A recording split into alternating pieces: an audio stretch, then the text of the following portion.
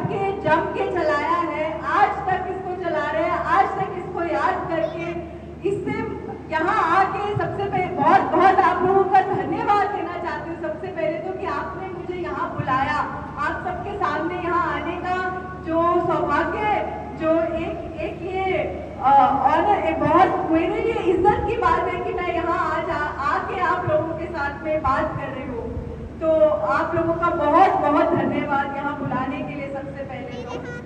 और ये जो नवशरण भी बोल रही थी, हम लोग यही सुबह से आके देख रहे हैं कि 26 साल तक एक आंदोलन को, उसको अलग अलग रूप में, उसके हर एक पहलू में उसके जाकर उसको चलाना, उसको याद रखना, ये अपने आप में एक ऐतिहासिक बात है। क्योंकि ये जो आंदोलन होते हैं, ये जो हमारे जो संघर्ष है, ये किसी किताबों में नहीं आते, ये किताबों में पढ़ाए नहीं जाते। और अगर हम लोग इनको याद नहीं रखेंगे, हम लोग इनको अपने बीच में नहीं रखेंगे, अपने दिलों में नहीं रखेंगे, तो ये चले जाते हैं, ये समाज में, समाज के जो याद है उससे चले जाते हैं। तो सबसे बड़ी बात तो है ये, इसके हमारी सामाजिक याद को, इन संघर्षों को उसमें शामिल करना, वो जो आपने किया है वो बहुत ऐतिहासिक काम है। और उसके बाद से मैं सुबह से सोच रही हूँ, जो किरणजीत के बारे में जितना पता लगा है यहाँ आके, तो वो +2 में थी जब उसके साथ ये बलात्कार हुआ, उसकी मौत हुई। आगे जाके वो भी शायद और आगे पढ़ाई करना चाहती थी, हमारी तरह आगे जाके शायद वो कॉलेज जाती, यूनिवर्सिटी जाती। तो वही मैं सोच रही थी कि अगर वो इस वक्त यूनिवर्सिटी में होती तो क्या कर रही होती, क्या उसके संघर्ष होते। उसी संघर्षों को, उसी को हम लोग आज जी रहे हैं। जो लड़कियां जो बड़ी मुश्किल से पढ़ाई करके आगे कॉलेजों में, यूनिवर्सिटियों में जा रही हैं, उनका संघर्ष यहाँ पे खत्म नहीं होता है, वहां पे भी बहुत संघर्ष है। सबसे पहले तो संघर्ष आज के खासकर दौर में, जो पहले भी बात हो रही थी कि ये जो हुकूमत है, ये जो सरकारें हैं, इनकी जो आर्थिक नीतियां हैं, जो खासकर शिक्षा को प्राइवेट करना चाहती हैं, बड़े बड़े कंपनियों को देना चाहती हैं, उससे हो क्या रहा है? उससे एक किरणजीत जैसी लड़की के लिए जीवन में क्या, और हमारे लड़कियों के जीवन में क्या असर पड़ता है कि जब फीसें इतनी ज्यादा बढ़ जाएगी तो कौन उस यूनिवर्सिटी में जा भी पाएगा? जो यूनिवर्सिटी की आज फीसें हैं, क्या किरणजीत उस यूनिवर्सिटी में जाके पढ़ पाती? अगर यूनिवर्सिटी में चली जाती तो रहती कहाँ? यूनिवर्सिटी में लड़कियों के लिए हॉस्टल्स नहीं है। मैं दिल्ली यूनिवर्सिटी में पढ़ी हूँ, उसके बाद जेएनयू में, जो दिल्ली यूनिवर्सिटी इतनी बड़ी यूनिवर्सिटी है, केंद्र सरकार की यूनिवर्सिटी है, वहां पे 20% से ज्यादा लड़कियों के लिए हॉस्टल में सीट नहीं है। मैं जब कॉलेज में थी, मेरे कॉलेज में लड़कियों के लिए हॉस्टल नहीं था। वो यूजीसी से पैसा भी आया था, मगर हॉस्टल नहीं बनाया कॉलेज ने।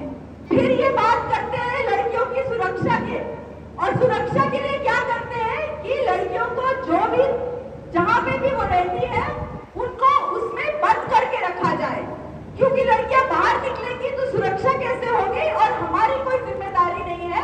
हम कोई ऐसी नीतियां, ऐसी चीजें नहीं लाएंगे जिससे लड़कियों की सुरक्षा होगी, उनको सुरक्षा के लिए अंदर बंद करके रखेंगे। तो यूनिवर्सिटी में पढ़ने वाली जो हमारी लड़कियां थी, हम लोग ये मुहिम शुरू किया जिसका नाम पिंजरा तोड़ रखा, कि लड़कियों की सुरक्षा लड़कियों को बंद करके नहीं हो सकती।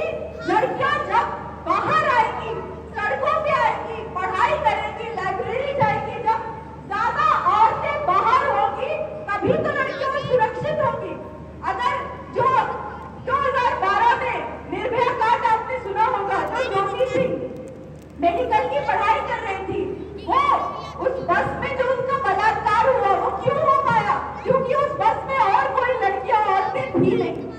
तो हमने कहा कि लड़कियों की सुरक्षा, औरतों की सुरक्षा तभी हो सकती है जब लड़कियां बाहर आएंगी, उनको पढ़ने का मौका मिलेगा। जब पढ़ने का मौका मिलेगा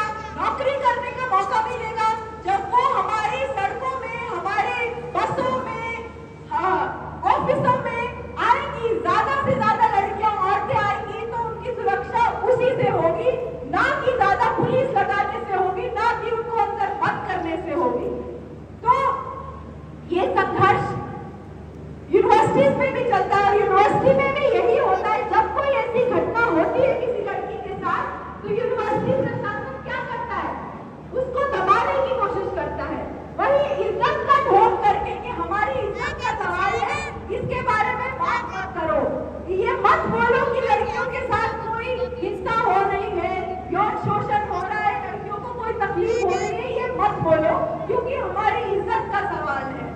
तो हमारी मुहिम इसी सबके खिलाफ थी कि ये इज्जत का सवाल नहीं है, ये हमारे हक का सवाल है, ये हमारे शरीर का सवाल है, ये हमारे पढ़ने के हक का सवाल है।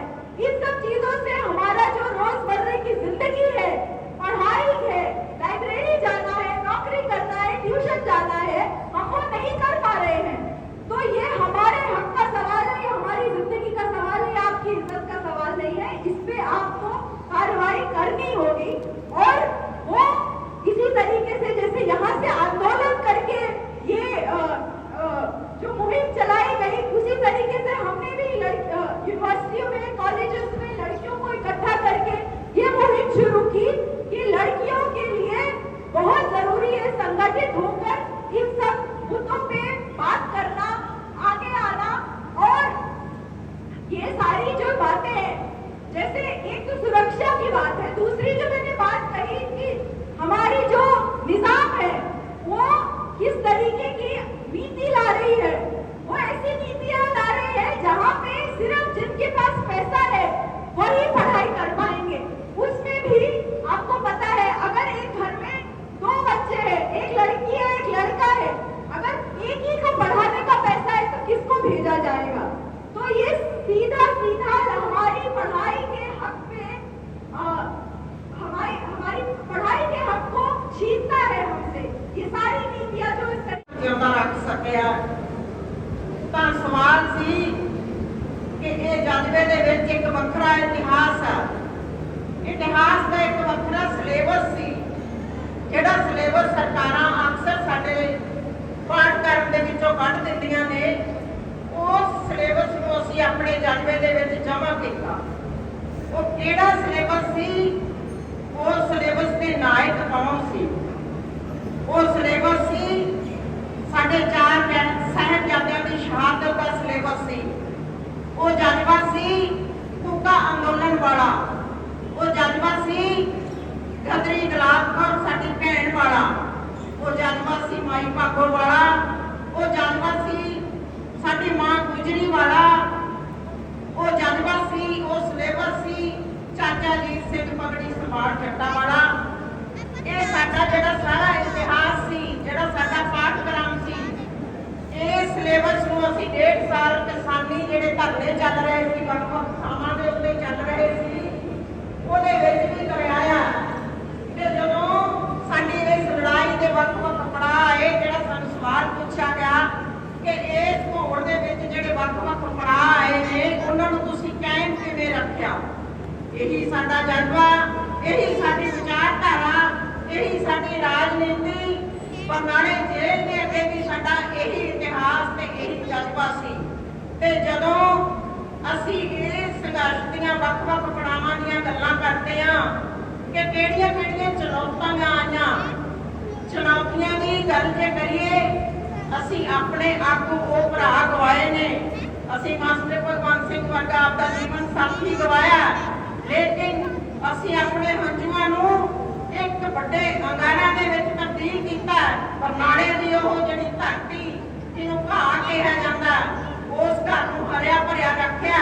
ਉਹਦੇ ਵਿੱਚ ਸਾਡੇ ਉਹਨਾਂ ਮਹਾਨ ਕਵੀ ਜਿਹੜੇ ਸਾਡੇ ਸੰਘਰਸ਼ ਦੇ ਵਿੱਚ ਰਹੇ ਨੇ, ਸਾਡੇ ਸੰਘਰਸ਼ਾਂ ਦੀ ਬਾਤ ਪਾਉਣ ਵਾਲੇ ਸੰਤ ਰਾਮਦਾਸੀ, ਜੈਮਲ ਪੰਡਾ ਤੇ ਸਾਡਾ ਪਾਠ ਜਿਹੜਾ ਕਹਿੰਦਾ ਹੈ ਕਿ ਅਸੀਂ ਲੜਾਂਗੇ ਸਾਥੀ, ਅਸੀਂ ਲੜਾਂਗੇ ਆਦਾਸ ਮੌਸਮਾਂ ਲਈ, ਅਸੀਂ ਲੜਾਂਗੇ ਉਹਨਾਂ ਦੇ ਅੱਗੇ ਜਦੋਂ ਤੱਕ ਸਾਡਾ ਲੜਨ ਦੀ ਜਿਹੜੀ ਲਗਨ ਬਾਕੀ ਹੈ।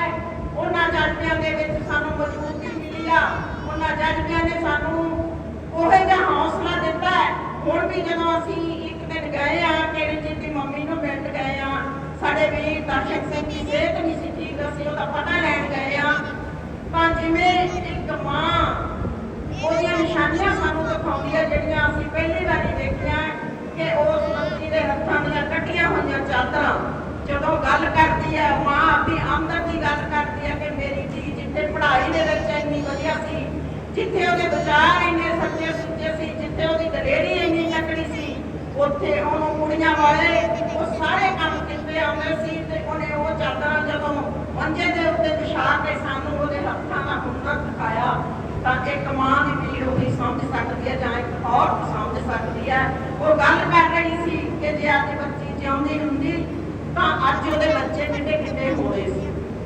ਪਰ ਸਲਾਮ ਆ ਉਸ ਭੈਣ ਨੂੰ ਕਿ ਉਹਨੇ ਐਕਸ਼ਨ ਕਮੇਟੀ ਦੀ ਅਗਵਾਈ ਦੇ ਵਿੱਚ ਆਪਣੇ ਉਸ ਅੰਦਰ ਦੇ ਸੇਜ ਨੂੰ, ਆਪਣੇ ਉਸ ਦੁੱਖ ਨੂੰ ਇੱਕ ਅੰਗਿਆਰਾਂ ਦੇ ਵਿੱਚ ਬਦਲ ਕੇ ਸਾਡੇ ਨਾਲ ਉਹ ਮੂਹਰੇ ਲੱਗ ਕੇ ਉਸ ਸੰਘਰਸ਼ ਦੀ ਅਗਵਾਈ ਵੀ ਕਰਦੀ ਰਹੀ ਹੈ ਤੇ ਉਸ ਸੰਘਰਸ਼ ਦੇ ਉਹਨੇ ਹੋਰ ਵੀ ਉਸ ਨੂੰ ਚਾਰ ਚੰਨ ਲਾਇਆ। ਤਾਂ ਉਸ ਦਿਨ ਜਦੋਂ ਅਸੀਂ ਉਸ ਸਕੂਲ ਦੇ ਵਿੱਚ ਵੀ ਗਏ, ਰਣਜੀਤ ਜਹਾਨ ਜਿਹੜਾ ਇੱਕ ਛੋਟੀ ਮੂਵੀ ਬਣਾਉਣੀ ਚਾਹੁੰਦਾ ਸੀ, ਜਦ ਸਕੂਲ ਦੇ ਵਿੱਚ ਉਹ ਲਾਇਬ੍ਰੇਰੀ ਦੇਖੀ, ਜਦੋਂ ਸਕੂਲ ਦਾ ਨਾਂ ਦੇਖਿਆ ਤਾਂ ਮਤਲਬ ਮਨੀ ਜਿਹੜਾ ਮਾਣ ਨਾਲ ਸਿਰ ਉੱਚਾ ਹੋਇਆ ਕਿ ਉਸ ਬੱਚੀ ਦੀ ਸ਼ਹਾਦਤ ਐਡਾ ਵੱਡਾ ਰੰਗ ਲਿਆਈ ਆ। ਇਤਿਹਾਸ ਦੇ ਵਿੱਚ ਹਰ ਦੇਸ਼ ਦੇ ਵਿੱਚ ਉਹਦੀ ਗੱਲ ਗਈ ਆ। ਅਸਾਮ ਤੋਂ ਬੱਚੀ ਆਈ ਆ, ਇਹ ਸੰਘਰਸ਼ ਨੂੰ ਦੇਖ ਕੇ ਚੱਲੀ ਆ। ਇਹ ਸਾਡੇ ਸੰਘਰਸ਼ ਦੀਆਂ ਜਿਹੜੀਆਂ ਗੱਲਾਂ ਨੇ, ਚਿੱਤਾਂ ਨੇ ਤੇ ਨਾਲ ਦੀ ਨਾਲ ਜਿਹੜਾ ਸਾਡਾ ਜਜ਼ਬਾ ਸੀ, ਜਿਹੜਾ ਫਤਿਹਦੀਪ ਸਿੰਘ ਜੱਜ ਨੇ ਵੀ ਲਿਖਿਆ ਸੀ ਆਪਦੇ 80 ਸਫ਼ੇ ਦੇ ਜਦੋਂ ਫੈਸਲਾ ਸੁਣਾਉਂਦਾ ਹੈ, ਜਦੋਂ ਉਹ ਕਹਿੰਦਾ ਹੈ ਕਿ ਇਹ ਲੋਕਾਂ ਨੂੰ ਗੁੰਮਰਾਹ ਕਰਦੇ ਨੇ, ਇਹ ਲੋਕਾਂ ਤੋਂ ਫੰਡ ਇਕੱਠੇ ਕਰਦੇ ਨੇ, ਇਹ ਲੋਕਾਂ ਦੀ ਲੁੱਟ ਕਰਦੇ ਨੇਗੇ, ਇਹ ਖੱਬੇ ਪੱਖੀ ਨੇ, ਇਹਨਾਂ ਨੇ ਆਪਣੀਆਂ ਕੋਠੀਆਂ ਬਣਾਈਆਂ ਨੇ, ਇਹਨਾਂ ਨੇ ਆਪਣੀਆਂ ਜ਼ਮੀਨਾਂ ਖਰੀਦੀਆਂ ਨੇ ਜਾਂ ਇਸ ਤਰ੍ਹਾਂ ਦੀਆਂ ਬਵਾਂ ਬਣਾਈਆਂ ਨੇ, ਸਕੂਲਾਂ ਤੋਂ ਗੈਰ ਹਾਜ਼ਰ ਰਹਿੰਦੇ ਆ। ਜਦੋਂ ਹੱਥ ਕੁਛ ਵੀ ਨਾ ਲੱਗਾ, ਜਦੋਂ ਸਕੂਲਾਂ ਦੀ ਜਾ ਕੇ ਚੈਕਿੰਗ ਕਰੀ, ਜਦੋਂ ਪਿੰਡਾਂ ਦੇ ਵਿੱਚੋਂ ਜਾ ਕੇ ਪੁੱਛਿਆ ਕਿ ਕਿਹੋ ਜਿਹੇ ਅਧਿਆਪਕ ਨੇਗੇ, ਇਹ ਕਿਹੋ ਜਿਹੇ ਪਰਿਵਾਰ ਨੇ, ਇਹਨਾਂ ਦੇ ਕੋਠੀਆਂ ਘਰ ਕਿਵੇਂ ਬਣੇ ਨੇਗੇ, ਇਹਨਾਂ ਨੇ ਲੋਕਾਂ ਨੂੰ ਗੁੰਮਰਾਹ ਨਹੀਂ ਕੀਤਾ। ਗੁੰਮਰਾਹ ਹੋਏ ਲੋਕ 25-25 ਸਾਲ ਲੰਮੀ ਲੜਾਈ ਨਹੀਂ ਲੜਦੇ। ਇਹਨਾਂ ਨੇ ਤਾਂ ਲੋਕਾਂ ਨੂੰ ਉਹ ਸੂਝ ਦਿੱਤੀ ਆ, ਉਹ ਜਜ਼ਬਾ ਦਿੱਤਾ, ਉਹ ਲੜਨ ਦਾ ਢੰਗ ਤਰੀਕਾ ਸਿਖਾਇਆ, ਕਿਉਂਕਿ ਇਹ ਆ ਉਸ ਜਜ਼ਬੇ ਦੇ ਕੋਟ ਕਰੋਧ ਸੀ ਜਿਹੜੇ ਜੇਲ੍ਹਾਂ ਵਿੱਚ ਜਾਣ ਵੇਲੇ ਨਹੀਂ ਘਬਰਾਏ, ਜਿਹੜੇ ਉਮਰ ਕੈਦ ਦੀ ਸਜ਼ਾ ਕਰਕੇ ਨਹੀਂ ਡੋਲੇ, ਜਿਹੜੇ ਗੁੰਡਿਆਂ ਦੀਆਂ ਧਮਕੀਆਂ ਤੋਂ ਨਹੀਂ ਡਰੇ, ਜਿਹੜੇ ਇਸ ਗੱਲ ਦੀ ਪਰਵਾਹ ਤੋਂ ਵੀ ਉੱਪਰ ਉੱਠ ਕੇ ਸੰਘਰਸ਼ ਨੂੰ ਹੋਰ ਉੱਚਾ ਲੈ ਕੇ ਗਏ ਕਿ ਜਦੋਂ ਅੰਦਰ ਗਏ ਤਾਂ ਇਹ ਵੀ ਫਿਕਰ ਕੀਤਾ ਸਾਡੇ ਲੋਕਾਂ ਦੇ ਲੜਨ ਵਾਲਿਆਂ ਨੇ ਕਿ ਹੁਣ ਪਰਿਵਾਰਾਂ ਦਾ ਜਿਹੜਾ ਗੁਜ਼ਾਰਾ ਕਿਵੇਂ ਹੋਊਗਾ। ਤਾਂ ਇਹ ਸਾਡੇ ਲੜਨ ਵਾਲੇ ਲੋਕ ਉਸ ਪਰਿਵਾਰਾਂ ਦੀ ਢਾਲ ਬਣੇ ਤੇ ਉਹਨਾਂ ਨੂੰ ਉਹਨਾਂ ਨੇ ਸਹਾਰਾ ਦਿੱਤਾ।